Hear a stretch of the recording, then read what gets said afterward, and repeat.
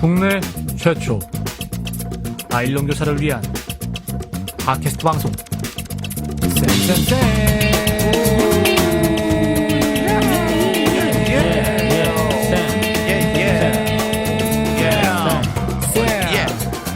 반갑습니다. 아유, 반갑습니다. 예. 아유, 나라가 조국이 참 시끄럽습니다, 지금. 우리 조국이, 우리 대한 조국이 참 시끄러워요. 아우, 장난 아니에요. 그, 청문회들 보셨습니까? 아유, 참. 예, 봤습니다. 하루 종일 하던데요. 네. 우리 조은쌤 어떻게 보셨어요? 논평 한번 해주시죠. 아니, 논평이랄 게 없는 게, 보다가, 좀, 이렇게 논리적으로 얘기하지 않고 좀 윽박지르듯이 얘기하는 부분들을 보면서 좀 답답하기도 하고, 예, 뭐, 살풀이 하는 것 같은 느낌도 들고, 그랬습니다. 나쁜 쌤은 그런 거 잘 안 보시잖아요. 아이, 언제나 선하고 깨끗하고 좋은 것만 보지, 뭐. 내가 네네. 언제나 그런 거 잘 봐. 예. 청문회는 지저분하고 더럽다. 이런 편견. 근데, 좀 네. 심하더라. 네. 좀 심해. 그러게 말이에요. 화딱질 나더라, 진짜. 저는요, 조민 씨, 조국 씨 따님, 조민 씨 청문회에 아빠가 증인으로 출석한 줄 알았어요. 네. 아빠가 뭐 증인으로 출석하셨네. 이렇게. 어쨌든, 우리는 이제 교육 팟캐스트니까, 이게 또 교육적인 문제들을 너무 많이 쏟아냈잖아요, 사실. 그렇죠. 예. 그렇죠. 예, 논문이라는 측면에서 일저자가 조국 딸이 들어가는 아니. 부분. 이거는 한편으로는 갈거의 간행이라고는 얘기할 수 있겠지만, 좀 그때 간행이 좀 잘못됐다라고는 우린 얘기할 수 있지 않을까, 이런 생각도 들기도 해요. 예. 네, 그러나 저러나, 그런 갖가지 후보자 가족들 이런 거에 대한 의혹은 제기할 수 있는데, 금도를 넣으면 안 될 것 같아요, 우리가. 그렇지. 그렇죠. 네, 금도를 넣으면 안 될 것 같은데, 누구죠? 주광덕 주광덕. 의원이라고. 그냥 주광덕 의원이, 지금 저희 선생들 같았으면은 거의 모가지죠, 사실상. 그렇죠. 아이고, 이제 모가지도 진짜 한 10개는 날라갔지. 네, 그렇죠. 지금 대놓고 어디서 입수했는지, 물론 추측은 됩니다만, 어디서 입수했는지 모르지만, 상대 후보 자녀의 생기부를 깠어요. 아이고야. 참. 이거는 솔직히 전 자식 키운 사람으로서 말이죠. 이거는 금도를 넘었다. 금도를 넘었다. 불법인 건 당연히 불법이고, 금도를 넘지 않았나 생각이 듭니다. 조은쌤은 이런 것도 다 좋게 보시잖아요. 그렇죠? 아니요. 이거는 학생 인권에 그쵸. 굉장히 반하는 거고, 특별히 왜 저희가 학교 폭력 자치위원회 이런 거 열리거나 그러면 회의록 작성하잖아요. 그죠? 회의록 작성을 해도 상대 측에서 여기 회의록을 보자고 요구하면 이름을 다 가리고 특별히 보이는 걸 다 가리고 그렇게 승인을 받아서 우리가 보이거든요. 근데 그런 적법한 절차를 거쳐야지. 그렇게 거치지 않고 잘못해가서 교사가 임의로 보여주거나 했을 때 고소 고발 날아갑니다. 당하는 일들이 굉장히 많거든요. 모가지 날아갑니다. 네. 하물며 그거를 생활기록부를 거의 주소도 나와있고 성적도 다 나와있고 모든 인적사항이 다 나와 있는 걸 그냥 공개한다는 건 이건 큰 범죄 행위가 아닌가 하는 생각이 듭니다. 네, 몇 등급인지를 다 까발려가지고 전 국민이 얘가 영어를 얼마나 잘하는지를 토론하고 있어. 그러니까 이게 말도 안 되는 일들이 벌어졌어요. 정말 너무 재밌습니다. 네. 근데 이번 사건을 보면서 우리 사회의 어떤 좀 민낯을 여실히 좀 보여주는 그쵸. 그런 부분도 있었던 것 같아. 기자들이 딸이 있는데 그 오피스텔에 가가지고 문 두드리지를 않나. 야, 이거는 조금 교육적으로나 사회적으로나 이거는 말도 안 되는 얘기가 아닌가 이런 생각이 좀 들더라고요. 예. 뭐 하는 짓인가 싶습니다. 사실 검증은 검증이고 저는 검증해야 된다고 보는데 금도를 넣으면 안 되겠다 이런 생각을 하면서 그렇죠. 또 이게 정말 교육계에 많은 이슈들을 낳았어요. 그렇죠. 우리 문재인 대통령님께서도 대학 입시 전반에 대해서 재검토해야 된다. 그렇죠. 이런 말씀 네. 또 던지셨지 않습니까, 존쌤? 그런 얘기를 하시고 갑자기 해외 순방을 가셨어요. 가셨어요. 그러니까 많은 교육단체나 아니면 교육부가 이제 움직이기 시작했죠. 들썩들썩했습니다. 이것도 뭐 정시 확대하는 거 아니냐, 학력고사 부활하는 거 아니냐, 막 들썩들썩했어요. 그렇지. 하여튼 조국 문제가 우리 사회에 있어서 끼치는 영향이 한두 군데도 아닌데 특히나 교육 문제에 그렇죠. 엄청난 이슈를 불러일으키지 않았나 이런 생각이 들긴 해요. 맞습니다. 관련해서 댓글이 또 하나 있는 것 같아요. 저희가 지난주에 달렸었는데 저희가 소개를 못했네요. 네네네. 죄송하네요. 지스라는 분이 다셨습니다. 이분은 좀 특별히 좀 길게 다셨는데요. 언제 방송에 다셨냐면 긴급 편성에 2022년 대입제도 개편에 관련된 방송에 댓글을 달아주셨습니다. 그래서 좀 길게 달아주셨네 보니까. 길지만 좀 짧게 소개해 주시죠. 네, 잘 읽어보겠습니다. 저는 정시의 문제풀이 수업도 문제지만 학종의 불명확성 문제 또한 학부모의 신뢰를 얻기 어렵다고 생각합니다. 최종적으로 소득 불평등이 완화된 사회가 되어야 하지만 아직은 너무 먼 미래인 것 같습니다. 더 가능성 있는 대안은 대학 공동학위제라고 생각합니다. 이렇게 해서 그 뒤에 계속 풀어 나가셨는데 뒤에 이 문제에 대해서는 저희가 사실 뭐 급하게 답을 해드릴 수는 없을 것 같아요. 다음 정책 방송 때 우리 영식쌤한테 한번 좀 답해달라고 하죠. 다음 정책 방송 때 공동학위제. 그 부분에 대해서는 소상히 한번 물어보도록 하겠습니다. 네네. 그리고 뭐 뒤에 이런 말도 있더라고. 결국은 대학의 운영 방향을 어떻게 개선하느냐가 대입 문제 해결의 열쇠라고 생각합니다. 그러니까 대입 문제를 해결하는 것이 대학의 어떤 입장으로 좀 얘기를 해주신 거 아닌가 이런 생각이 들더라고요. 참 이러한 어떤 어지러운 전국에서도 저희는 정말 한 줄기 빛과 같이 우리 선생님들에게 유익한 방송, 좋은 방송, 힘이 되는 방송 또 준비하고 있지 않습니까? 그렇죠. 그렇죠. 저희는 잠시 뒤에 또 최수일 선생님 모시고 또 수학교육 이야기 계속 한번 들어가 보도록 하겠습니다.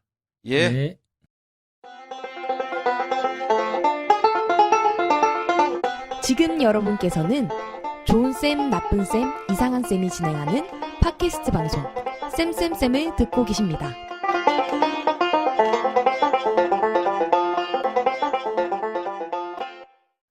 네, 오늘은 교사 배움 토크 두 번째 시간입니다. 지난 방송에서 저희가 수학에 대한 오해와 진실에 대한 이야기를 나눠봤는데요. 아주 반응이 폭발적입니다. 좀 양쪽으로 갈리는 것 같아. 맞아요. 반론도 많고요. 그렇게 가셨다가 내신 등급 안 나와서 망했다. 이런 분은 아직 못 들어봤습니다만 어쨌든 다양한 반응이 있는데요. 아마 오늘 주제 더 핫하지 않을까 예상합니다. 할 얘기가 많습니다. 할 얘기가 많습니다. 바로 오늘의 주제는 수포자를 구하라. 이런 주제로 한번 이야기 나눠보겠습니다. 아마 우리 수학 선생님들, 고등학교 수학 선생님들 교실 들어가면 엎어져 자라는 학생들 많이 보시지요. 많죠. 엄청 많지. 네. 참 이 문제 이거 어떻게 해야 되나 우리 차근차근 한번 이야기를 풀어 나가봤으면 좋겠습니다. 그래서 모셨습니다. 대한민국 수학교육 전문가 최수일 선생님 모셨습니다. 반갑습니다. 반갑습니다. 또 다시 뵈니까 정말 또 무지 가까운 사이처럼 딱 한 번 얘기했는데 정말 다시 봐서 반갑고요. 일주일 동안 또 많은 반응이 있었다니까 또 반응이 궁금해지기도 하네요. 제가 잘 미처 그걸 또 검색을 하고 왔어야 되는데. 보통 저희 출연하시는 분들이 이 방송 잘 안 들으시더라고요. 아니 저는 지난 방송하고 진짜 요 가슴에서 엉어리가 하나 맺힌 듯한 느낌. 진짜 하고 싶은 말이 정말 많았는데 네. 시간 관계상 그렇죠, 못했던 그 엉어리 때문에 네. 오늘 그 최수일 쌤 좀 당황하실 것 같아요. 제가 조금 세게 나갑니다. 예. 뭐 사실은 우리 나쁜 쌤이요, 이 편집 맡으시기 때문에 항상 저희들 막 추가 질문 들어가면 막 자르라고 이렇게 막 계속 그렇죠. 목 치는 칼날 날리거든요. 네. 근데 지난번에는 지가 막 오버해, 지가 막 내가 중재했잖아. 네. 예. 그만큼 참 어떤 뜨거웠던 시간이었던 것 같은데요. 예. 오늘 말이죠, 우리 이 교사 배움 토크 3회 특집에서 두 번째 시간으로 스포자 이거 어떻게 해야 됩니까? 예, 사실 저는 그 중3 때까지 거의 수학은 100점 맞았던 오, 기억이 수학 심화과정 한 이유가 있었구나. 네, 그렇죠. 그런데 이게 고1 딱 올라가서 첫 시험 쳤는데 30점 나온 거예요. 내가 머리가 안 좋구나 하는 걸 깨달으면서 그때까지 문제를 많이 풀었거든요. 근데 고등학교 올라가서 내 실력 믿고 이제 안 풀었더니 30점 맞았어요. 그래 절망해서 그때부터 수학이 싫어졌고 그래서 수학을 슬슬 놓으면서 30점에서 조금 올라가게 돼서 한 50점, 60점 되긴 했는데 거의 수학은 좀 바닥을 기지 않았나 하는 생각이 들어요. 대학을 억지로 갔습니다. 그래서.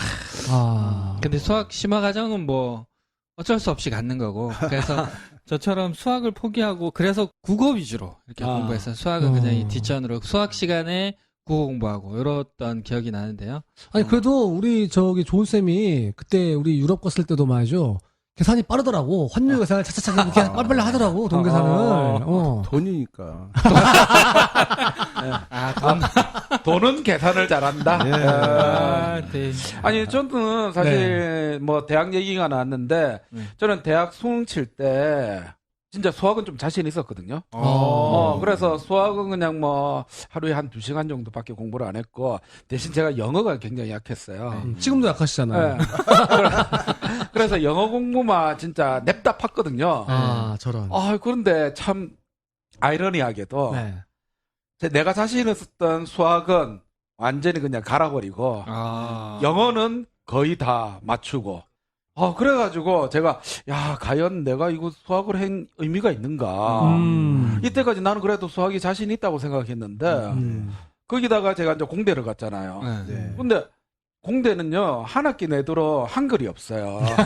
숫자 아니면 영어야. 그런 생활을 하면서 이 수학이 만만치 않구나. 수포자까지는 아니었지만 수학의 이제 조금 한계를 맞이했던 그런 시간이 있었던 것 같아요. 저는 뭐 애시당초 그 문과예요, 문과. 이과 안 가고 문과를 택했어요. 대신에 저는 이과 애들을 보면서 이렇게 생각했죠. 저 행렬 벡터 이거. 이과 안 가길 잘했다. 이과 안 가길 잘했다. 내가 이과 갔으면 어떡할 뻔했나. 늘 그 생각을 하면서. 다만 저도 스포는 아니었어요. 왜냐하면은 문과는 수학이 그나마 좀 쉬웠어요. 그렇죠. 수원, 수투를 안 했기 때문에 그나마 좀 쉬워서 문과 애들 사이에서는 가르쳐주기도 하고 좀 그럴 수 있었는데, 그러나 여전히 내가 이과 안 가길 잘했다. 그런 생각을 할 수밖에 없었던 그런 학창 시절 생각납니다. 들어보니까 나쁜 쌤만 이과? 그렇죠. 저희 이상한 쌤하고 저하고는 우리 최수일 쌤도 이과. 저도 이과. 이과. 2대2. 돌아가지 마. 그렇군요. 다들 들어보니까 뭐 수학을 싫어하기도 했고, 수학에 대한 좀 회의도 들기도 했던 것 같은데, 몇 년 전에 제가 통계를 하나 찾아봤어요. 수포자가 과연 얼마나 되나. 또 보니까 몇 년 전 통계이긴 한데 2015년에 사교육 걱정 없는 세상하고 박홍근 국회의원이 수학교육 관련 설문을 전국 초중등 학생을 대상으로 약 7,719명 대상으로 설문한 게 있더라고요. 굉장히 많은 숫자죠, 이 정도면. 거기 보니까 수포자 비율이 딱 나오더라고요. 초등학생은 36.5. 아이고. 잘 가르쳤죠. 잘 가르쳤죠. 대부분 6학년이에요. 그렇죠. 36.5가. 그러니까 중학생은 딱 뜁니다. 10% 때 46.2. 아이고야. 그 다음에 고등학생 확 뛰면서 59.7. 이렇게 나죠. 10명 중에 6명 정도. 저 3, 4년 지났지만 이 통계 자료가 별반 다르지 않을 거라는 생각이 들거든요. 여전히 뭐 애들 엎드려져 있고. 저는 궁금한 게 이게 학년이 올라가면서 수포자가 이렇게 기하급수적으로 늘어나는지. 문제가 너무 어려워서 그런 건지 왜 그런 건지 너무 궁금합니다 저는. 예. 네. 저도 2015년에 이 조사를 하고 예. 깜짝 놀랐어요.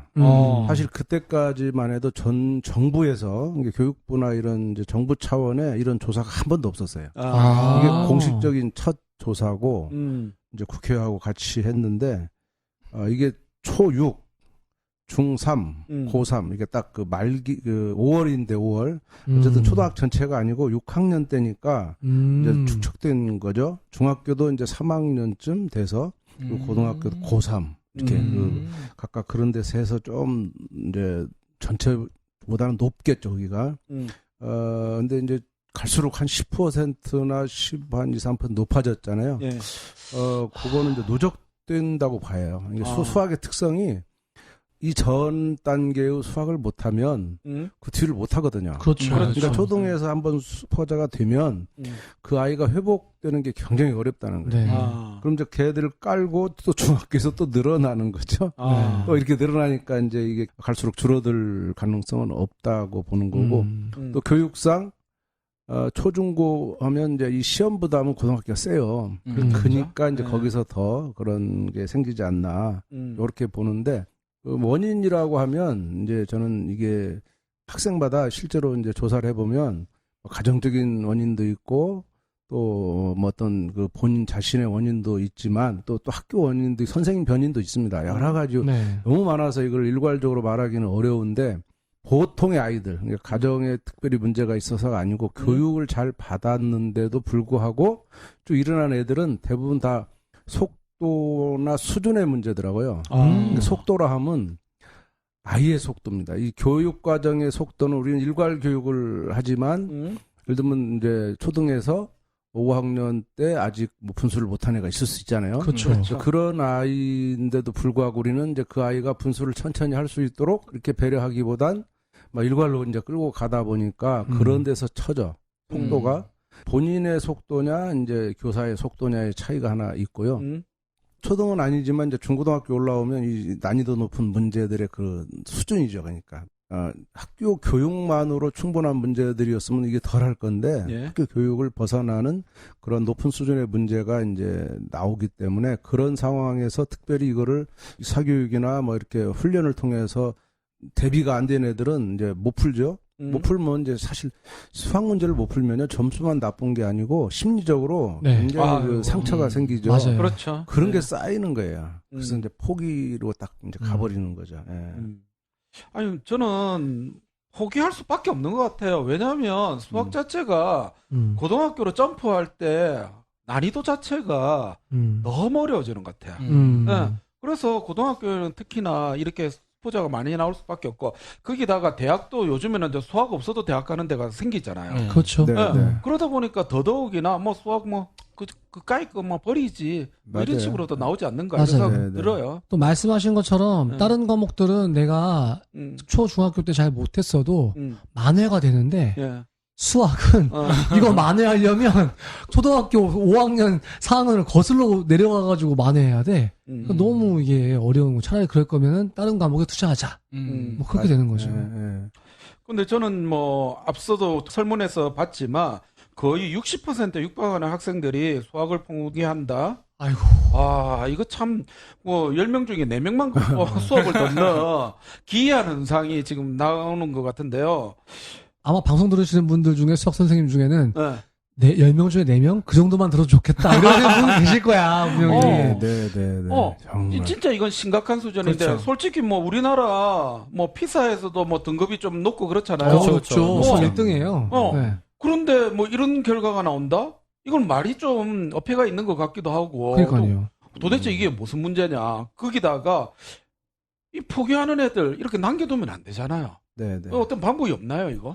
이게 애들 잘못은 아니지 않습니까? 그렇죠. 그렇죠. 이게 뭐 애들이 무슨 잘못이 있습니까? 이걸 네. 또 국가가 뭐 기초학력 부진 이런 대책 세울 때 꼭 뭐 애가 가정적으로 어쩌고 가정에다 미루는 경향. 또 뭐 학생들이 뭐 이게 성격상 뭐 본인 습관상 이거 저는 안 좋다고 봐요. 그런데도 불구하고 국가가 해야 되는데 그렇죠. 국가가 할 일은 거의 없고 가정교육으로 돌리는데 저는 가장 큰 역할을 이미 국가가 했어요. 가장 큰 건 수능의 시험 범위예요. 네. 수능 시험 범위가 네. 수학 시험 범위가 어떻게 돼 있는지 아세요? 수능 수학 시험 범위. 뭐 많겠죠. 네, 많죠. 이제 고등학교에서 이제 국영수만 치면 국어도 한 6, 7개 과목이 있고 고등학교 때 수학도 이제 국영수 과목이 비슷해요. 과목 수는. 네. 그런데 국어나 영어는 수능에 포함되는 과목이 한 절반 정도예요.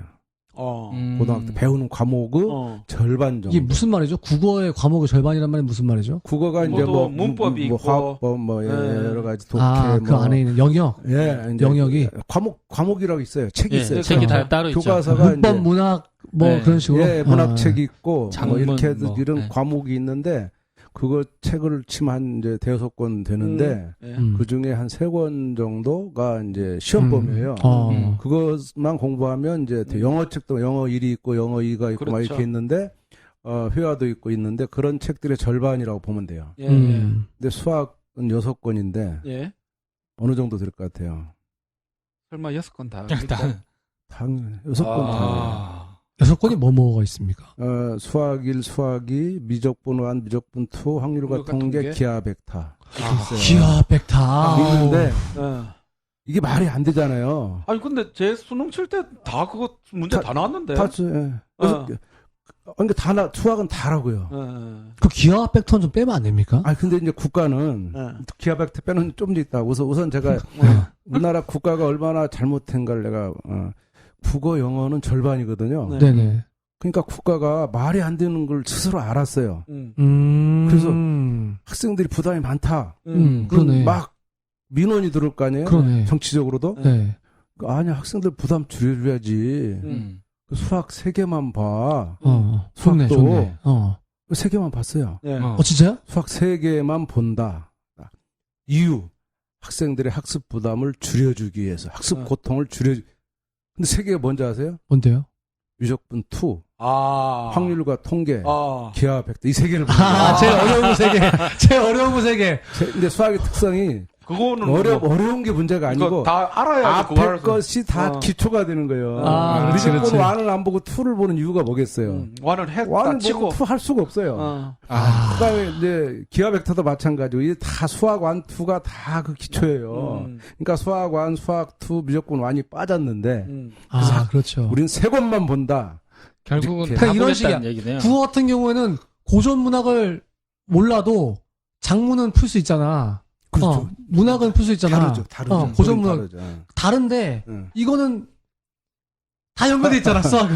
아니 근데 응. 저는 제가 이제 공학을 해서 그런지 몰라도 3과목이 너무 중요한 과목이거든요. 네네네. 아까 그 3과목이요? 지금 뭐 수능에 치는 3과목. 자, 그러면 이제 네. 중요한 건 사실이죠. 이공계는 당연히 그쪽이 다 이공계 응용되는 쪽이니까 그렇죠. 필요하다고 이제 얘기하지만 우리가 애들이 다 이공계만 가는 것도 아니고 또 이공계가 학문할 것도 아니고 중요한 교육이 정상은 아니잖아요.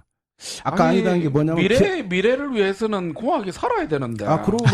그러면 공학을 아예 고등학 가르치죠 뭐. 근데 아니 농담이고 아까 이제 좋은 선생님이 기하 벡터는 뺐으면 어땠냐. 이상한 쌤. 이상한 선생님이 그 아주 일리가 있는 말이에요. 왜냐하면 그래요? 왜냐하면 또 거기서 국가가 또 사기친 거예요. 지금 2번째 사기를 말하는 거예요. 네. 만약에 정상대로 교육과정 편성대로 가면 고1에 수학 1, 수학 2 2과목. 그다음에 이제 고2 때 미적분 1, 2. 고3 때 확률과 통계 기하 벡터 이렇게 하게 돼 있어요. 한 학기 한 권씩 하게 돼 있어요. 6권은 6학기를 뜻해요. 그렇겠죠. 네. 교육과정에 꼭 그 학기 그걸 명시하지 않았지만 상식이잖아요. 그렇죠. 그리고 수학 역시 순서가 기하 벡터 하려면 미적분 해야 돼요. 뭐 이렇게 다 연결돼 있단 말이에요. 그러면 기하 벡터는 3학년 2학기 과목이에요. 3학년 2학기라는 것은 9월부터 시작되는 거고요. 수능은 11월 달에. 지금 조금 늦춰서 11월 중순이지만 이제 11월 초 7일 날 6일 날 봤었어요. 네네. 그러면 기하 벡터를 학교가 정상대로 교육 과정을 편성해서 할 수가 없어. 가르치려고 보면 수능 시험이란 말이에요. 그럼 이 시험 범위가 전 범위가 되면 안 돼요. 그렇죠. 우리가 하나라도 좀 하나 빼면 반절이라도 좀 이렇게 뭐 아까 기하 벡터 중요하다면 논리상 반절은 뭐 빼야 될 거 아니냐.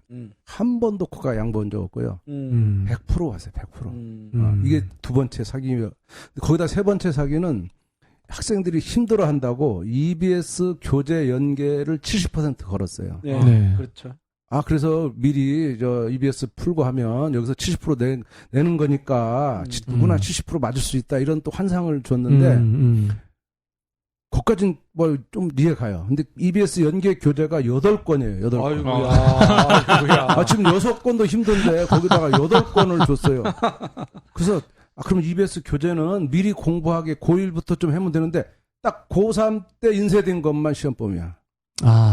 그러면 우리나라 수험생은 고3 때 인쇄된 8권을 고3 3월 달쯤 나오는데 네. 그때부터 그 8권을 그때부터 보기 시작해야 돼요. 아이고야. 그럼 11월까지 8달밖에 안 돼요, 진짜. 그럼 매달 한 권씩 하는데 이게 학교에서 이걸 안 가르칠 수가 없잖아요. 그러니까 이게 교육과정을 막 그렇게 전범위 한 것도 모자라서 EBS 핑계를 대고 책을 14권을 만든 거죠. 그래서 이렇게 포기할 수밖에 없다. 이렇게 지적했더니 자 놀라요. 우리나라 국가 얼마나 이렇게 지적했더니 그렇구나. 그러면 부담을 줄여줄게. 어떻게 줄인지 아세요? EBS 교재를 5권으로 줄였어요. 네. 3권을 줄였대요. 네. 진짜인 줄 알았어요. 네. 또 사기야. 왜요? 한 권을 두껍게 만들었고. 두껍게. 네 권을 하나로 묶은 거야. 네. 어떻게 그러고 줄였다고 그래요. 이렇게 국가가 계속 시민들에게 사기를 쳤어요. 이유가 뭡니까? 그렇게 하는 이유가. 양보하지 못하는 이유가 뭡니까? 저는 이제 이게 정치적인 이유, 그러니까 반면에 아까 이제 이공계 쪽에서는 수학 더 가르쳐야 된다라는 이 말. 우리나라가 뭐 가진 게 인력밖에 없는데 교육이 뭐 다른 데보다 2~3배 더 해야 이 논리가 아이들을 괴롭. 공대 교수들이 지들이 안 가르치고 고등학교 때 다 배워가지고 오길 바라고 있군요. 맞아요. 네, 맞아요.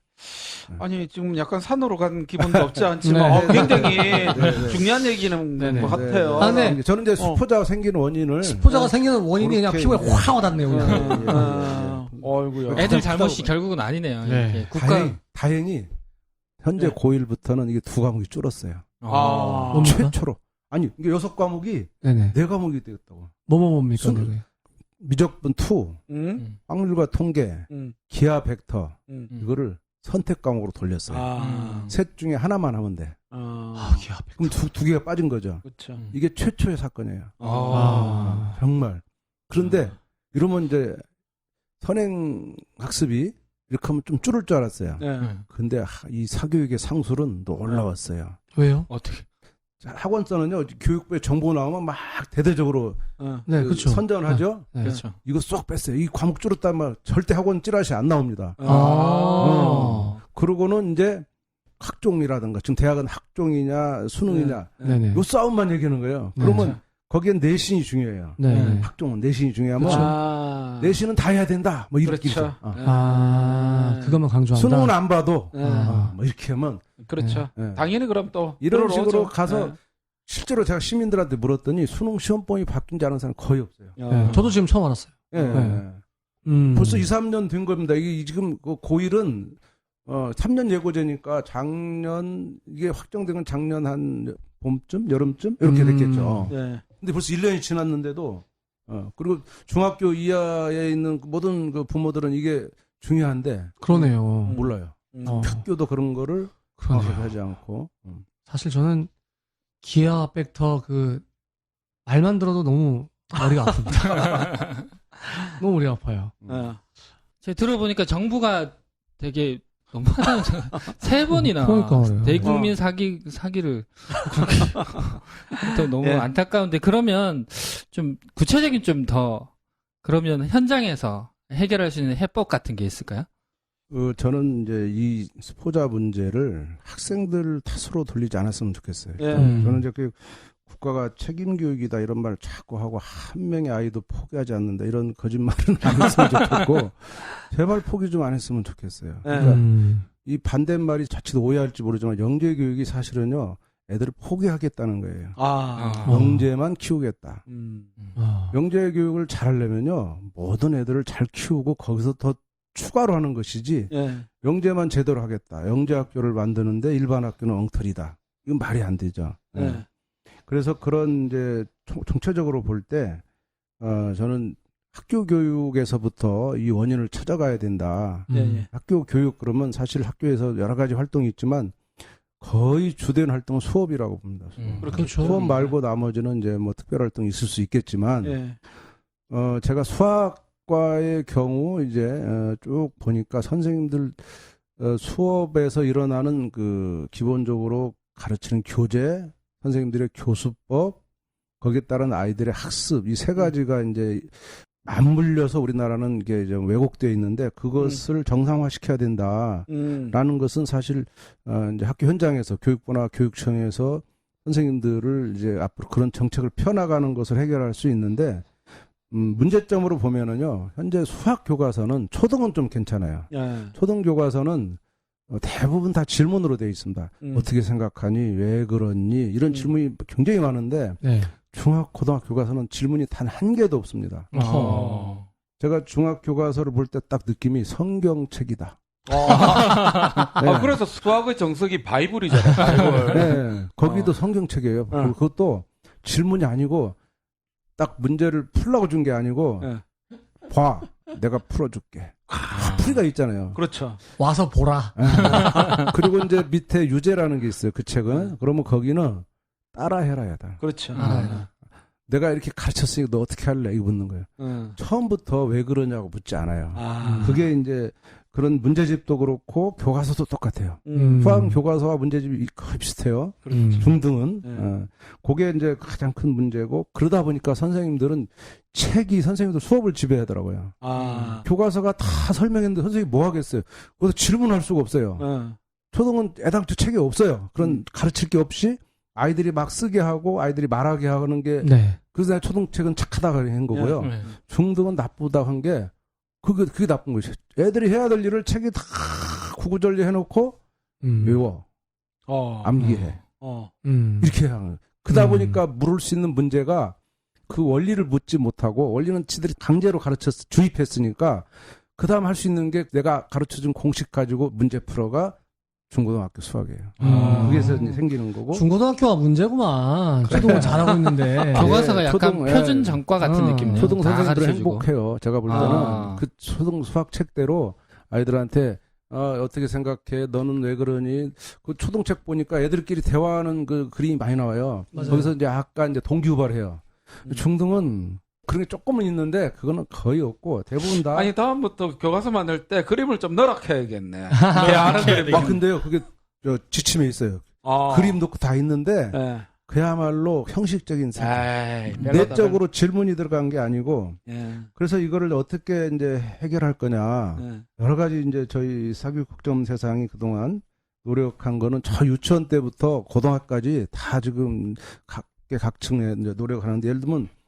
유치원에 누리과정이 있어요. 올해 또 개편됐지만 2010년 한 11년쯤 나왔는데 누리과정을 다 조사하고 상당히 많은 유치원을 다니면서 유치원 교육을 제가 돌아보니까 유치원의 정규 교육과정 즉 누리과정은 하루 5시간인데 거긴 괜찮아요. 근데 그 이후에 이루어지는 방과 후 또 수업이 있어요. 그게 이제 그게 문제죠. 그게 과이더라고요. 거기에서 수학책이 나와. 아이고야. 유치원에 수학책이 있어요. 아이고야. 무슨 수학 이름 내지 않겠습니다. 그 수학책이 초2 것이에요. 아이고. 2자리 덧셈을 막 해요. 아이고야. 와. 그래서 그 누리과정을 개편해달라. 누리과정 개편이 아니라 유치원 방과 후에 수학교육 못하게 해달라고 이제 요청을 했는데 정부가 그거를 뭐 적극적으로 이제 계도하지는 않은 것 같고요. 그 다음에 초1, 2에 현 정부가 현 교육과정이나 정부가 굉장히 애쓴 게 한글 기초교육이에요. 그렇죠. 한글 기초교육이 그 전에는 뭐 불과 몇 시간밖에 없었는데 이 새 교육과정 이 현 정부는 한 60시간 이상으로 늘렸다. 그래서 그 한글을 기억, 니은, 쓰면 아야어여 하는 시간을 천천히 해서 초등학교 1학년 1학기 때는 아이들한테 그런 학습 부담을 주지 않기 위해서 알림장을 안 쓴다던가 숙제를 내지 않는다 이렇게 하는 것이 시도교육청 방침이고 맞습니다. 근데 사실 제가 초등 현장을 다니면요 엄마들은 거짓말이라 그래요. 아이고. 우리 선생님은 숙제 내요. 우리 선생님 알림장 쓰게 해요. 그런 초일 선생님 지금도 있어요, 현장에는. 네. 그러나 그럴 수 적어도 있죠. 국가나 교육청은 확실하게 그런 것들은 명문화해서 이제 알림장 안 쓴다. 우리 교육청은 이렇게 한 교육청 붙여주죠, 보통. 네. 근데 그때 제가 초1, 2 수학 교과서를 검증을 했어요. 이게 2017년에 초1, 2 교과서가 학교에 투입이 됐는데 2016년에 또 책을 달라고 때 안 줘서 또 국회를 통해서 책을 강제로 이제 얻어다가 쭉 실험본을 분석했어요. 네. 그랬더니 초1, 2 교과서가 너무 어려운 거예요. 한글도 모르는데 기억, 니은 가르치는데 초등 수학 교과서는요 엄청난 글이 나와 있어요. 아이고야. 그래서 그 글을 읽고 이해해야지 문제를 풀 수 있어. 그래서 그리고 글을 쓰라 근데 그 칸이 세 줄이야. 아니 지금 아직 가나다라 하는데 세 줄을 쓰라 그래. 자기 느낌을 쓰라고. 이런 게 말로 해라 그래. 말은 할 수 있지만 어떻게 글을 쓰냐. 뭐 이런 것부터 해가지고 쭉 지적했더니 그 수학 교과서 심의위가 있어 교육부에. 거기 있는 수학자들이 그렇게 하는 거에 거부했어요. 그럼 이 글을 왜 썼냐 그랬더니 이렇게 말했어요. 교사용 멘트다. 에? 그럼 뭔 소리야? 이게 지도서에만 써야지 왜 교과서에 써? 그렇죠. 그러니까 첫 장에 애들 선으로 긋는 게 있어 이렇게 얘하고 얘하고 일치 이렇게 이거 유치원 때 하잖아요. 그림만 봐도 애들이 선 긋습니다. 그렇죠. 거기다가 자세히 교사가 애들한테 지시할 말을 썼어요. 야 밑에 그림 잘 살펴봐. 그걸 선으로 잘 이어 이렇게 써 있어요. 아래 그림을 살펴보고 네. 선으로 이으시오 뭐 이렇게 써놨겠지. 아니 살 그러면 리을 받칩니다. 아직 지금 가나다라 배우고 리을 배우지도 않았어요. 첫 장에 첫 장. 이런 걸 다 지적해서 한 10차시 정도까지만이라도 글을 없애달라. 10차시. 그러면 국어도 조금 배울 거고 한 2, 3주 되니까. 근데 지금 있어요 책에. 아니 계속적으로 이제 정부 가시는데 지금 그래서 해법을 가르쳐 주십시오. 해법을. 그런데 이제 그래서 저희가 시험 문제를 가지고 초1, 2 시험 문제 그 당시 실험본이에요. 지금 없어졌는데 실험본 문제를 빼다가 실험 문제를 그대로 시험지로 바꿔서 초3에게 시험을 본 거예요. 초1, 2 책 새로 바뀔 것을 초3에게 봤더니 인천에서 600명이 봤어요. 엄청 많은 학교 봤어요. 근데 평균 29.7. 아이고야. 29.7이요? 29.7? 그거 갖다 들이대니까 없었어요. 그래서 지금 초1, 2 교과서가 순해진 거야. 이전 교과서는요 말로 할 수가 없었어요. 경시대회 문제, 영재교육 문제집이 초1, 2 교과서였어요. 그래서 보니까 지필진들이 굉장히 똑똑하더라고요. 이건 반어법이죠? 중등 교과서는 이제 뭐 초등보다 훨씬 열악하고요. 그래서 저희가 이 교육부에다가 중등 교과서도 초등처럼 바꿔달라 이렇게 요청했는데 교육부 우리나라 수학 측이 얼마나 잘 조직되고 전 세계 훌륭하다가 소문났다고 이렇게 거절해가지고 말을 안 들어서 2015 교육과정 할 때 바뀌지 않으면 한 번 안 바뀌면요 또 새 교육과정 나올 때까지 안 바뀌는 거거든요 이게. 그렇죠. 그래서 너무 한 7, 8년을 막 우리 애들이 또 힘들어할까봐 저희가 이 대한교과서 수학의 발견이라는 교과서를 그래서 쓰게 된 거예요. 교과서를 만드셨습니까? 그럼 중학교. 네. 초등책에 준하는 중학교. 초등학생처럼 막 물어봐주고 막 설명시키고 그렇게 하는 그 중학교과서를 이제 그래서 만들게 된 겁니다. 근데 이거는 이제 정식 교과서가 아니기 때문에 국가가 이제 의무교육에 사줄 수는 없는 거고 그러나 학교가 필요하면 학교가 사고 또는 강원도 교육청은요 아예 교육감이 이걸 보고 판단했어요. 이건 정말 중요한 책이다. 강원도 교육청 전 학교에다가 이것을 사용하도록 이제 교육청이 의회가 사준 거죠. 그 대한교과서 말씀하시는 거예요? 네. 그래서 저는 이렇게 교과서도 좀 바뀌어야 되고 거기에 그럼 이 대한교과서는요 교사가 일방 주입 수업 못해요. 이거는 그래서 수업이 바뀌고 그다음에 거기는 평가가 또 달라요. 기존에 이제 결과 중심 평가가 아니고 과정 중심 평가라는 의미를 정확히 심었어요. 현 교육과정이 과정 중심 평가를 지향하고 있는데 과정 중심은 원리를 묻는 거예요. 원리를 묻고 또 수업을 가지고 평가하는 거 수업에서 그런 그 수업과 평가 일치하는 문제나 이런 것을 중등에서 교과서로 해결할 수 있는 거다. 우리 대한교과서가 이렇게 해서 이제 교육을 좀 바꿔나가자 이런 노력을 하고 듣다 있습니다. 보니까 이거 PPL 아닌 PPL이 되겠는데 이거? 아니 이 방송 듣는 많은 선생님들이 갑자기 그 책 뭐냐 교육청에다 사달라 뭐 이런 또 민원이 또 들어오지 않을까. 사극세였던 또 그런 게 있네요. 예. 이거 뭐 책을 팔려고 하는 소리는 절대 아닙니다. 예, 영업적인 발언이 아니고 예. 정말 이건 교육의 본질이다 예. 이런 생각합니다. 예. 아니 근데 저는 계속 좀 그 의문이 드는 것 중에 하나가 그럼에도 불구하고 이 수학하면 사교육의 어떤 대표 네. 주자가 아닌가. 이 수학이라는 게 진짜 잘하려면 남들보다 어떻게 해야 되느냐. 한 발 앞서서 그렇죠. 한 개씩 알아야지. 네, 네. 애가 그 자기 아는 지식 갖고 수업 시간에 질문도 하고 손도 들고 발표도 하고. 그러니까 학원 이꼬르 선행학습. 예. 이런 어떤 등식이 좀 성립하는 게 수학이 아닌가. 그렇죠. 예. 이런 생각이 드는데 실제로 이 선행학습 어찌해야 됩니까 이거? 선행학습 아마 수학이 가장 심하죠. 그렇죠. 이게 저는 부모님들 마음이 좀 이해가 되는 게 네. 아이가 수학을 잘 못해. 네. 그러면은 학원에서 선행을 좀 시켜가지고 그렇죠. 그게 아니 뭐 선행이 막 초등학교는 막 1년 고등학교처럼 막 1년 선행 막 이러진 않아요, 솔직히. 네.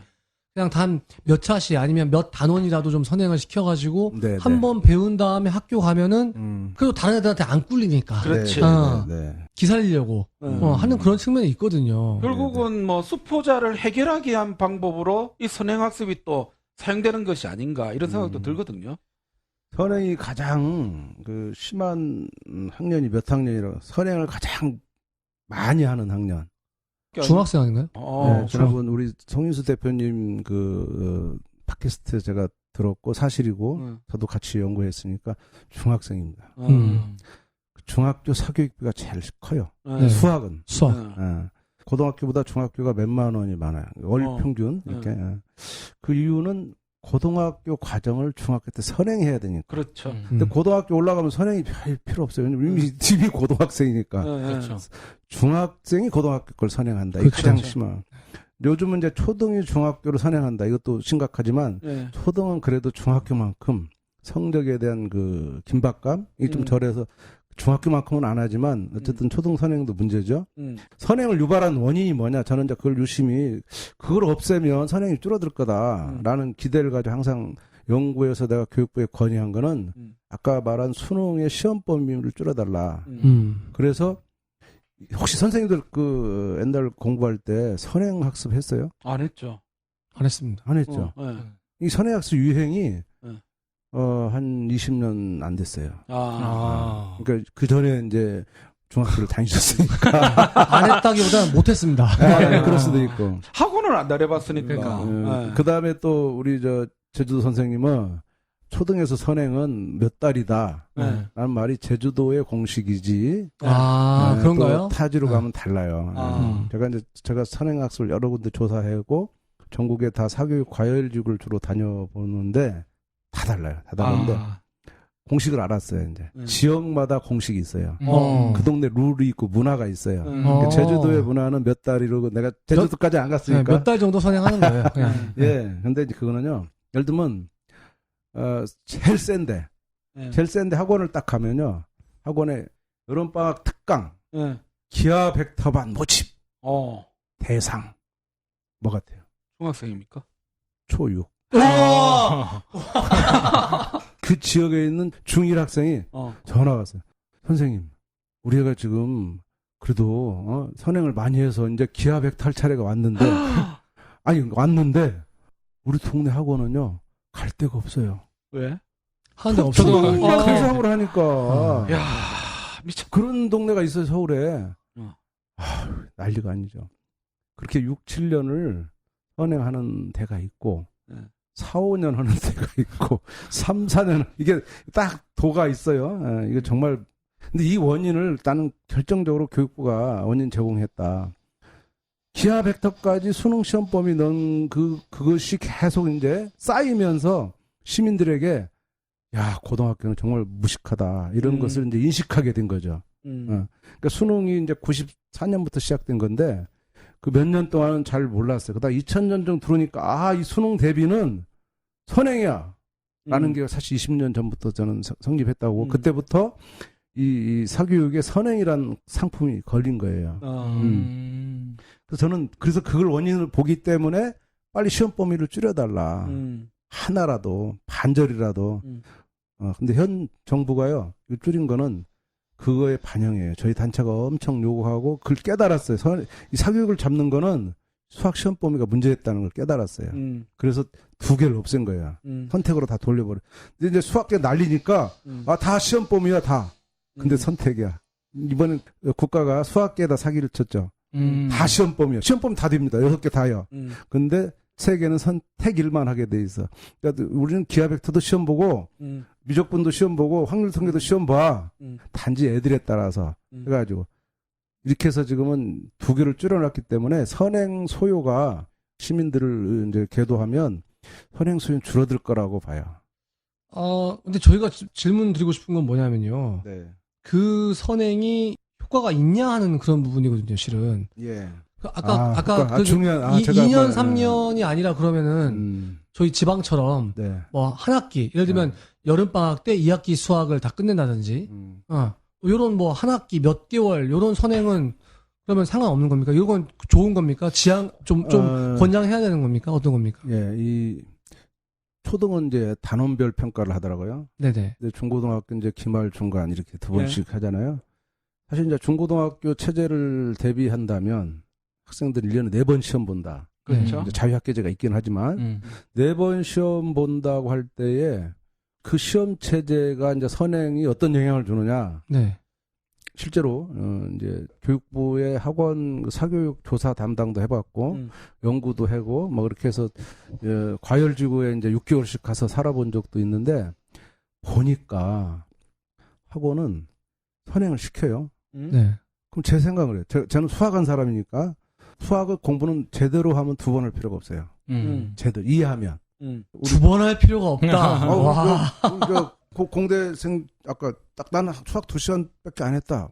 공감해요. 수학을 많이 하는 게 아니야. 정확하게 하면 돼. 알면 돼요. 물론 나중에 성적이 좀 떨어졌다겠지만 저는 진짜 고3 때 단 한 개의 수학 문제 푼 적 없어요. 단 한 개도. 에이, 지금 뭐 장난합니까 지금? 진짜요. 저는 고2까지 이해한 수학 가지고 물론 우리 학교가 좀 나쁜 학교에서 저 시골 학교에서 우리 선생님들이 고3 수학을 못 가르쳤어요. 그래서 공부를 하지 않았고 고3 문제는 과감하게 다 틀렸습니다. 그때는 본고사 시절이기 때문에 50점 맞으면 합격할 때 그때는 본고사는 이게 6개 정도 나오면 4개 풀면 돼. 그럼 60점 되잖아요. 그런데 이제 지금은 안 되지만 중요한 건 내가 고2까지 배운 걸 다 풀었다는 사실이에요. 고3 거는 안 배워서 과감하게 틀린 거고 이게 수학의 기본이에요. 하면 맞는 거고 안 하면 틀리는 거예요. 그런데 선행학습하는 그 학원들 가면 시스템이 기본적으로 선행을 조기 시작해요. 네. 뭐 예를 들면 3년, 4년 땡겨. 네. 왜 이렇게 땡기냐? 그랬더니 선행은 한 번만으로 안 된다는 원칙이 있어요. 한 번 시켰어. 왜? 이해 못하지. 그러니까 또 시켜. 최소 3번이에요. 음. 근데 이게 뭐가 맞아지냐면 이 사람들의 영업 전략과 맞아지는 거예요. 지금은 교육청에서 학원비를 다 통제를 합니다. 니네 학원은 1시간에 얼마 받아. 다 허가 받고 더 이상 받으면 고발돼요. 그러면 애들의 시간수를 늘리는 게 다 돈 버는 거예요. 시간수를 늘려야 돼요. 아하. 뭐 비싼 학원, 싼 학원 있을 수가 없어요.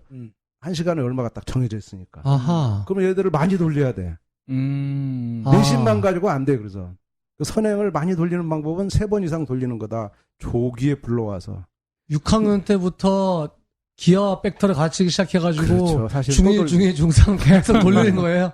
네. 말이 처음 모집이 그런 거지. 걔들은 야. 그 반에서 계속 배우는 거예요.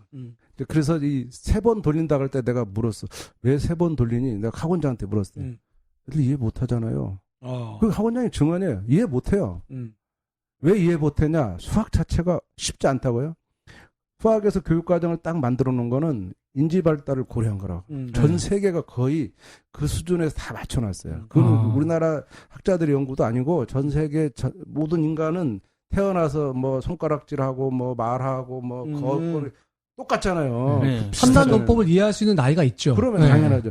거기에 맞게 딱 그 내용도 편성되어 있는데 그거를 3년을 땡겼다? 불가능한 거잖아요.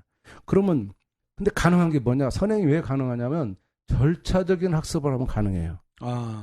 예를 들면 우리가 과거에 이런 천재라고 하는 애들이 나는 초등학교 2학년 때 미분을 했다. 그런 천재가 있었습니다. 예. 최근 나타난 천재 그 바로 직전 천재인데 한참 우리나라 그 언론에 떠돈 천재가 초2 때 걔 일기장에 음. 나는 미적분을 오늘 이해했다. 음. 그래서 제가 걔 노트를 봤어요. 미적분의 공식을 쓸 줄 아는 거예요. x 제곱을 미분하면 2x다. 머리 아프죠? x 세제곱 미분하면 3x 제곱이다. 그래서 미분하면 숫자가 내려오고 여기 하나씩 줄어들어. 그거는 초2가 해요. 왜냐면 뺄셈을 아니까 3하고 2 어떻게 알아? 1 빼면 2가 나오지. 그렇게 해서 푼 거야. 걔 노트 써 있었어요. 그러니까 그거를 SBS가 막 태워가지고 일기장 거기만 나는 오늘 미적분을 이해했다. 막 해서 특필해가지고 요즘 걔가 언론을 피합니다. 나이가 좀 30대인데 초2 때 크게 픽업되네. 그런 식이에요. 그러니까 아무리 어려운 수학이라도 아주 일찍 가르칠 수 있어요. 뭘로? 공식만으로. 이걸 절차적으로. 그리고 그거를 부모에게 입증시키는 건 간단해요. 얘한테 그 문제 몇 개 풀려고 하면 돼. 그럼 100점 맞았어. 하지만 미분이 뭔지는 몰라. 이런 거죠. 미분의 개념은 없어. 그렇게 해서 부모들이 그 경쟁에 그냥 막 저는 그렇게 100% 이해하고요. 현행학습해서 그걸 이해한다면 걔는 상당히 뛰어난 아이죠. 현행학습으로 그런 애가 영재네요. 네, 그런 애는 영재가 있을 수 있는 거죠. 수학적으로 당연히 딴 애들보다 한 해, 두 해 빠른 애가 있을 수 있죠. 네, 그 애의 사례를 학원에서는 써요. 그리고 이걸 보편화시키면 다른 애들이 다 공부를 안 해서 그런 것처럼 이 머리가 안 되는 건데 이해가 아직 나이가 늦었는 속도가 안 맞는데. 아니 근데 계속 좀 산으로 가는데 아니 그래서 수포자 어쩔깁니까? 수포자도 얘기하는데 네. 좀 약간 그런데 전 선행의 효과가 있냐 이제 이거 그러니까 선행으로 수포자 해결할 수 없다는 거예요. 또 그렇게 연결을 또 끼워 맞추시네. 선행으로 스포자 해결은 안 된다. 저는 오히려 선행이 스포자를 낳을 수도 있는 겁니까? 그럼 초등 선생님 계신데 저는 중학교 1학년 들어올 때 애들한테 연구를 많이 시켰어요. 너 왜 수학이 싫으니? 초등에서 연산교육, 초재기 연산교육 이 1번이에요. 기적의 땡땡땡. 속도입니다. 나는 연산할 줄 알아. 근데 선생님이 3분 아래 뭐 30개를 하랬어. 나는 4분 했어. 선생님이 너 저리 앉아. 3분 이쪽에 앉고 이 차별을 받은 거야. 아이고. 그거 그랬어. 상처. 저는 아닙니다. 이제 이런 최근에 그 3월달에 신문에 났어요. 서울에 하나 초등학교 선생님 신문에 날만하네. 고발당했어요. 부모가 고발했습니다. 그런 것이 그 애들한테 있는 거예요. 구구단도 막 아직 어릴 때 막 강제로 외우게 했는데 의미도 모르게 그냥 이렇게 외웠단 말이죠. 유명한 사건으로 이제 굉장히 큰 기자인데 서울의 경향신문 대기자인데 그 사람이 우리 수학 그 포럼에 와서 함수가 뭔지를 내가 설명했더니 그게 함수였다면 나는 함수 잘할 수 있는데 왜 우리 선생님은 나한테 함수를 안 가르쳤나고. 함수의 뜻을 자기가 알았으면 나이 50 드신 유명한 기자가 한 말이에요. 우리가 기본적으로 원리를 깨치면요 수포자 문제 해결돼요 저는. 근데 문제풀이 중심의 평가, 성적, 좋은 문제도 아닌데 해가지고 그걸로 애들을 딱딱딱 자리매김하고 이 상대평가해서 애들이 그 위축되는 요런 게 더 아이들한테 나쁜 감정을 심어주는 것 같아요. 그래서 저는 모든 애들을 살리는 국가가 모든 애들을 책임지는 한 명의 아이도 버리지 않는 그 진정한 교육이 되기 전까지는 수포자는 국가가 생기게 하는 거다. 국가 책임이다. 저는 그거는. 야, 수포자 입고로 국가 책임이다. 네. 야, 100%. 이거 세게 나오시네요. 근데 뭐 우리 선생님 말씀 듣다 보니까 나는 조금 그런 게 아니 뭐 대학에서 나오는 어떤 범위만 줄여주고 정부가 제대로 하면 수포자 안 생기겠네요. 근데 뭐 내가 생각할 때는 그건 아닌 것 같은 느낌도 드는데 너무 좀 막 던지시는 게 아닌가. 그러니까 시험 범위만 줄이면 스포자는 사라진다. 이거는 아니지 않나요? 시험 범위가 줄어들면 수포자가 줄어든다 이렇게는 말씀드렸는데 사라진다 이거는 좀 극단적인 또 한 발 빼시네. 안 넘어가. 수학 선생님이랑 손을 딱 그으시네. 반대로 그걸 안 해주면 수포자는 늘어날 수밖에 없다는 거고요. 네네. 그렇게 국가가 그런 노력을 해줄 때 우리는 아이들한테 이제 설득을 할 수 있다는 거예요. 아이들은 지금까지는 이제 막 그냥 아무 의미도 모르고 문제만 풀고 그 문제풀이 학습에 너무 매몰됐다면 이제는 학교 수업이 제일 중요하다. 학교 선생님들 수업을 들으면서 선생님들이 가르친 거를 그날 반드시 100% 소화하도록 집에 와서 잘 정리해라. 복습을 해라. 이 복습을 하다 보면 개념이 연결된다. 그 연결되면 내가 거짓말처럼 얘기하지만 정말 수학이 좋아진다. 아니 그런 학생들 너무 많이 봤어요. 그래서 여러분 개념 연결, 개념을 정리하고 연결하는 것에 가장 그 주안점을 두면 여러분 성공합니다. 마찬가지로 선생님들도 학교에서 가르치시지만 그거를 가르치는 것만으로 끝내지 말고 숙제를 내줄 때 문제 풀라 하지 말고 개념을 연결해서 써와라. 개념 노트를 만들어 와라. 개념 그렇게. 노트? 그래서 애들이 개념을 써보면 선생님이 가르친 게 잘 지금 아이들이 이해했는지 안 했는지 판단할 수 있다. 그 노트에 피드백을 해주시고 그걸 다시 아이들이 이제 정확히 하도록 해주면 문제는 저절로 풀게 된다. 문제 풀 능력이 저절로 생긴다. 문제 연습을 시킬 필요 없다. 연습은 안 해도 된다. 연습 안 해도 된다. 물론 연습까지 시키면 좋은데 개념 정리를 안 시키고 연습만 시키지 마라. 개념 정리 시키고 플러스 더 가능하다면 문제풀이도 시키면 좋은데 개념 정리를 안 하는 현재의 이 시스템은 안 된다라는 생각이 제 생각입니다. 그래갖고 수포자 진짜 구해집니까? 실제로 저는 중학생들을 구제 빽빽이 시켜야 될 것 같은데. 빽빽이는 때가 되면 해요. 저절로. 지가 이제 수학이 좋아지면 잠도 안 자죠. 예. 쭉 듣다 보니까 정말 이것만 딱 듣고는 막 수포자를 구할 수 있거나 뭐 이렇게 끄집어낼 수 있거나 이런 건 아닐 것 같고 조금 약간 아쉬운 면이 있는데 실질적으로 좀 구체적으로 학생들은 어떻게 공부해야 되고 교사는 어떻게 가르쳐야 되고 또 학부모는 집에서 어떻게 아이들을 이렇게 대해야 되는지 이분에서 좀 정확한 솔루션이나 이런 것들이 있을까요? 아니 아까 잠깐 듣다 보니까 아까 개념 노트? 네. 그다음에 우리 선생님들이 그 개념 노트에도 무슨 피드백을 줘라 뭐 이런 말씀을 지나가듯이 하시단 말이에요. 네. 그냥 뭔가 이렇게 그런 수포자를 예방할 수 있는 이 솔루션을 좀 개발하신 게 있는 것 같은데. 네, 맞나요? 솔루션이라고 할 정도의 대단한 뭐 상품도 아니고 학생들을 제가 돕기 위해서 네네. 말로만 하던 몇 해의 경험이 잘 이렇게 학생들이 이해를 못해서 그렇죠. 구체화시킨 거예요. 그래서 노트를 양식을 만들어 줬죠. 잠깐만. 우리 시간이 네네. 지금 1시간이 넘었어. 내 생각에는 이거 지금 듣고 싶은데 이거. 아니 우리 또 최수일 쌤이 또 얘기하시면 또 10분 20분일 것 같아서 오늘 요거 끊고 다음 시간에 하면 어떨까? 나는 이런 생각이 좀 간절하게 드네. 내 편집하기 너무 힘들어. 저희가 지금 오늘 말이죠. 주제가 수포자를 구출하라는데 수포자가 되는 방법만 짓다 배웠어 지금. 수포자가 되는 방법만 짓다 배웠어요 지금. 그리고 지금 구출하는 방법은 아직 못 배웠어요. 근데 지금 그럼 이거 다음 편에 학생 입장에서는 수포자가 안 되려면 어떻게 해야 되는지. 그렇지.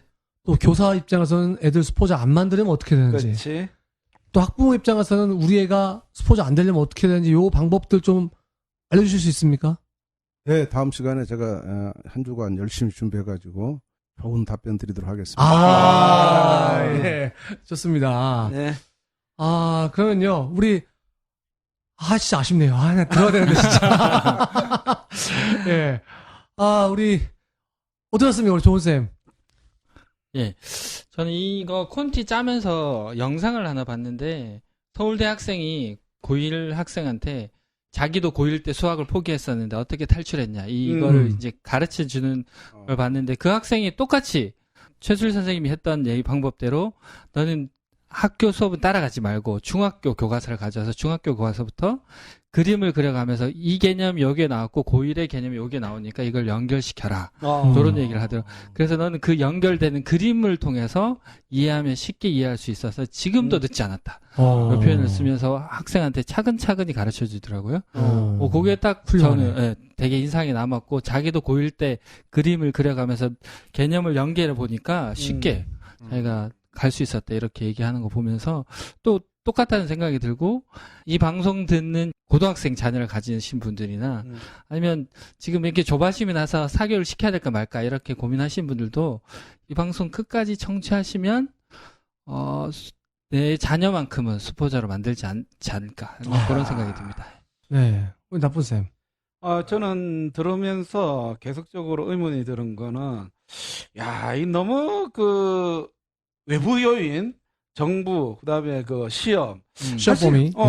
이거는 솔직히 우리가 어떻게 할 수 있는 부분이 아니잖아요. 그렇죠. 조사가 어떻게 할 수 있는 게 아니죠. 네. 근데 그것만 너무 탓하시니까 좀 한 발 빼시는 듯한. 우리 최수일 쌤이 뭔가 좀 한 발 빼시는 듯한 느낌이 들어서 다음 네. 시간에는 정말 확실한 게 있는 건지 좀 검증을 해봐야 되지 않을까. 네. 그런 생각이 들고요. 무엇보다도 수학 이거 하다 보면 또 재밌거든요. 저는 사실 수학 좋아라 합니다. 두 번과 달리. 수학 포기자가 아니네. 나 수포자가 아니거든. 그래서 네. 제가 조금 이 방송을 듣기가 조금 꺼려지기도 해요. 나 수포자가 아닌데. 네. 이런 생각도 하면서. 하지만 좀 개념을 이해하고 원리를 이해하는 그런 방향. 이런 것들은 정말 필요하다. 저는 그 부분에 대해서는 정말 학생들에게 그런 수업이 이루어지는 그런 날이 빠르게 네. 좀 왔으면 좋겠다. 이런 생각이 드네요. 네. 예. 아니, 저도 수포자는 아닙니다. 네. 저만 슈퍼자. 저는 저는 반대로 수학을 잘하지 못했지만 수학을 좋아했어요. 왜냐면 수학은 생각하게 하니까. 야, 이거 방송 다시 처음부터 다시 해야겠다. 그런데 우리는 아니지만 내 제자가, 내 자식이 너무 어려워졌잖아, 지금. 그렇죠. 너무 어려워졌잖아요. 그러니까 저는 다음 방송이 너무 기대가 돼요. 예. 왜냐하면 내가 교사 입장에서 또 학부모 입장에서 어떻게 해야 되나 하는 구체적인 방법을 좀 얻을 수 있을 것 같아서 굉장히 기대가 됩니다. 예, 우리 최수연 선생님, 예, 오늘 두 번째 방송이셔서 그런지 조금 좀 입이 좀 풀리신 것 같은데 어떠셨습니까? 그래도 아직 부족하다 이런 생각합니다. 한 번 더 기회가 있다니까. 시원하게 이렇게 참 풀어드려야 되는데 네네. 이게 잘 안 풀리네요. 네. 그래도 많은 도움은 되는 것 네, 같아요. 네. 좀 다른 시각을 얻는 것 같아요. 네. 네. 감사합니다. 아마 많은 선생님들 또 학부모님들 다음 방송 굉장히 기대되실 것 같은데요. 다음번에는 수포자를 구출하라 두 번째 구체적인 솔루션을 한번 배워보는, 익혀보는 그런 시간을 갖도록 하겠습니다. 저희가 아주 여러 가지 이야기를 나누지 못할 수 있습니다. 하지만 하나라도 가정에서 또 학교에서 또 우리 학생 여러분들이 실천할 수 있는 그런 이야기 가지고 한번 진짜 수학 공부에 대한 이야기를 좀 나눠볼 수 있도록 하겠습니다. 긴 시간 청취해주신 선생님들 감사드리고요. 또 나와주신 우리 최수 선생님 고맙습니다. 다음 방송 기대하시면서 오늘 방송 이렇게 마감하겠습니다. 감사합니다. 쌤은 선생님들의 참여로 만들어집니다. 구독, 좋아요, 댓글, 팟캐스트 3종 세트 잊지 마시고 쌤 페이스북 페이지도 많은 방문 부탁드립니다.